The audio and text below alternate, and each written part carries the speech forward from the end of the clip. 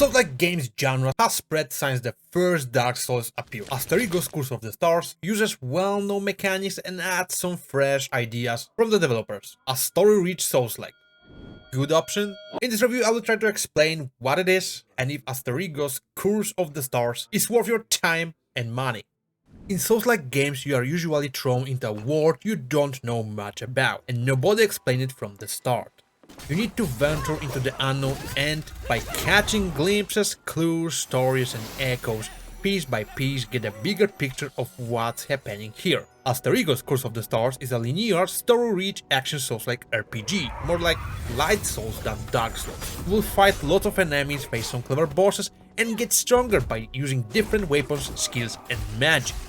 You play as Hilda, a warrior girl sent to the City of Aces, that's covered by the Curse of the Stars. Her mission is to search for the previous team sent with her father. Unfortunately, that team went silent and never came back. Why were they sent in the first place? Because the king of her homeland was cursed when he equipped an item brought from that city. The world looks Greek-Roman, with vibrant colors and creatures straight from mythology. You start outside Aphis city walls, in a forest where you gotta get back your equipment stolen by one of its inhabitants. Some reviews say players don't like this part, but I think it's kinda a gameplay tutorial and it's better than plain text. Well, you will read a bit of the text here to learn how the game works. The story revolves around the curse spreading over Aphis and its people, who seem both alive and dead for a quite some time. So Hilda gonna have to solve the curse secret and help people get rid of it. All to learn the truth about the previous team and her father. That won't be easy, of course. When you enter the city, you quickly meet a strange, strong man who is quite a challenge. But like in classic Dark Souls, you are supposed to fail. It turns out he's part of a resistance group led by Aristotle Minerva. Minerva explains the situation and clearly shows you that you need to earn her trust first if you wanna complete Hilda's main mission. That means you gotta help the Ephesians and work on missions for Minerva first. I will talk more about the story, how it was created and my opinion in a separate segment later. Hilda is quite agile and fast when she needs to be. She can sprint, climb on obstacles, even walls, and what the game doesn't tell you, she can jump. I played with an Xbox controller and you need the right trigger to jump. It's less important action, yet the button choice feels kinda strange. In a Soulslike, the most important part of the gameplay is responsive controls and fighting, as you are gonna do it a lot and fight multiple enemies at once often. So how the Asterigos Curse of the Stars handle that? It's kinda mixed. I saw some claims that the fighting feels floaty. I didn't get what that means until at one moment it clicks for me. Hilda can equip 6 types of weapons at once, and you can swap them kinda freely. You can only have 2 active at once, a primary and secondary. This flexibility lets you combine weapons and find the best set for your preferred playstyle.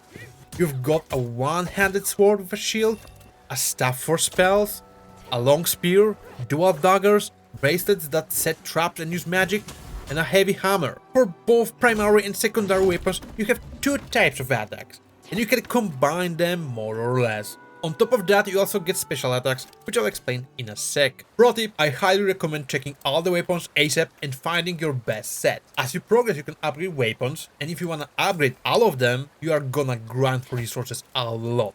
I like being fast and deadly, so I set myself fast dual daggers with a staff combo. In this combo, I can deal a lot of damage quickly, move fast around the battlefield and even use range attacks. That's also why I didn't see any floating feeling.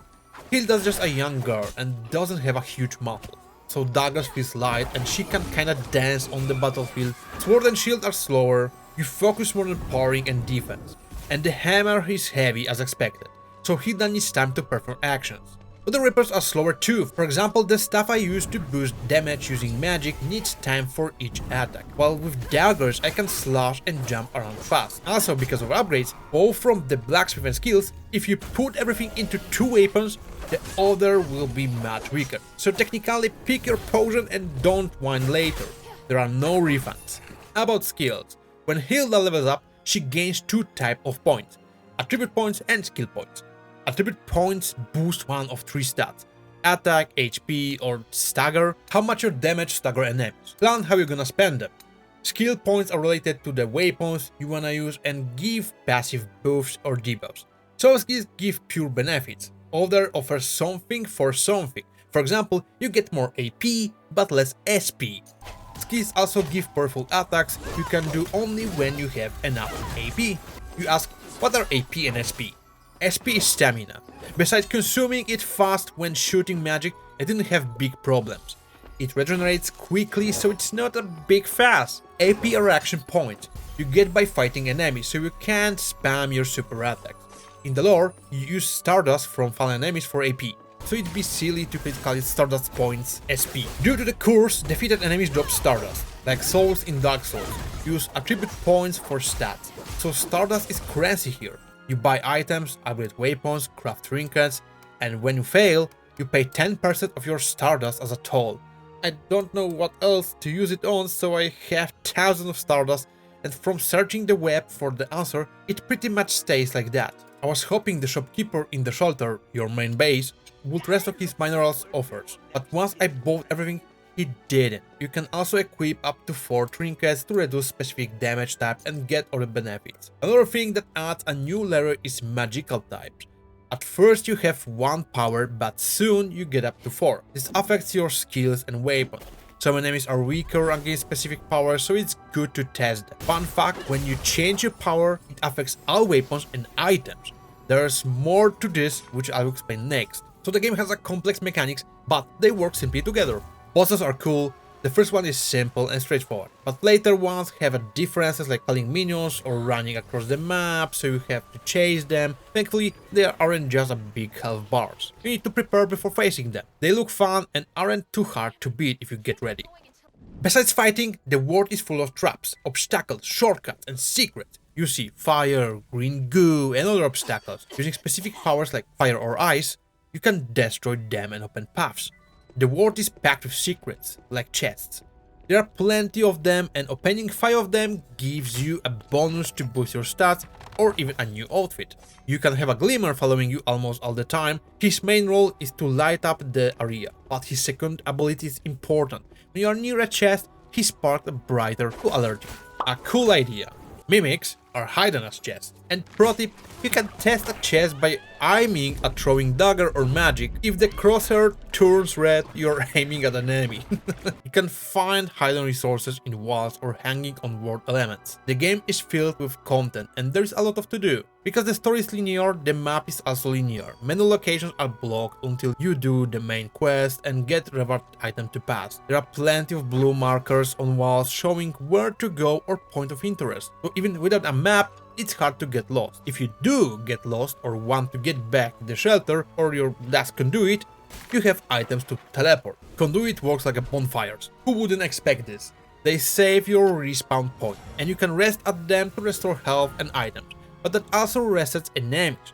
Thankfully, you can activate them without resting, so nothing resets. If you fail, you return to the last activated conduit and pay a 10% Stardust tax, which isn't too big even if you have thousands. When you get back to where you died, you fight the same enemies again and gain more XP and Stardust. It can be annoying, but it's also beneficial. I have problem with the quest system, especially side quests. As explorer, you meet NPCs in a person or locked behind doors. Clearly the developers didn't want to spend time on less important characters model. You get small, typical quests.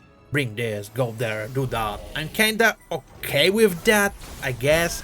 They're optional, but what annoys me most is the journal. In other games you get details, what the quest is, what to do and where to go, even without a map.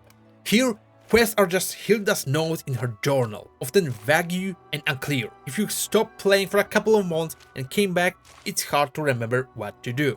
I prefer a simple yet informative journal style where you quickly get basic info and move on without wondering what to do. Speaking of a quest, I also have a problem with the main story. Hilda's goal to find the previous team and her father is logical, but Minerva blocks her and makes her do errands first. You get echoes from your father as rewards, showing bits of the story, but only glimpse of the truth. If you want more, do more errands. It feels forced, like the devs stretched the main story or lacked a good idea for valid reasons to do everything. Hilda even sounds frustrated. If the main story didn't hook you before, it won't later. Some Steam reviews complain about being halted by story beats, talking with NPCs and more. But this is a story-rich linear Souls-like, not a pure Souls-like with minimal story. Here you discover past and present by finding echoes across the world. They show events from long ago or more recent, adding to the lore. You will also find notes, journal pages, and talk to various NPCs. There is voice acting, but with a twist. It's not the best, but it's better than in cheaper or less advanced projects. It's okay. I like Hilda's voice. She sounds right for her. Finally in. I have to tread carefully now. Not only main dialogues are voiced. Side quests and minor tasks are just text, which sometimes feels odd. I get saving budget, but it's still weird. If you don't care about the story, this game won't be for you, as it's packed with lore. I played version 1.09, released in December 2023. After that update, many small and big errors were fixed, but some more technical issues remain. Many times Hilda shakes while running, and enemies often don't react until you are in specific spot or they take time to process. The game isn't well set up for range attacks. You can throw daggers or shoot magic, but if you hit one enemy in a group, only that target reacts. Others ignore it. Game design often locks path before you, so you gotta go around to unlock them again, making you spend time on not that important parts of the world. The devs wanted to stretch the story, but that's not always cool. I already told you what I think about the journal and quest system, and the story itself is not always as interesting as it could be because of stretching or hiding key elements behind forced quests. Asterigos Curse of the Stars has a cool visuals and mixes Greek Roman art with a cartoonish style, making the game vibrant and brighter than typical Souls-like game. Yet, in some areas, the game design feels dull. Not everybody will like this game, and that's normal, but some critics seems like skill issue. I didn't have any problem fighting even challenging enemies. My first death, because of my mistake, was after more than 6 hours of gameplay. Even the first boss wasn't a big problem. Sure, he deals a lot of damage and I was running and drinking potions all the time like crazy, but that was by choice. I went fully aggressive and invested most of my attribute points into attack, not HP. It has interesting moments and I enjoyed playing it. Since it's linear, I didn't have to worry about what I should do next, or waste time on side quests like in open world game, where you lose yourself in one after another. Bosses have cool design and differs from each other, so from my personal experience I'd say Asterigos Curse of the Stars is a 6.5 out of 10 as a good game. That's it folks, subscribe and see you next time. Bye.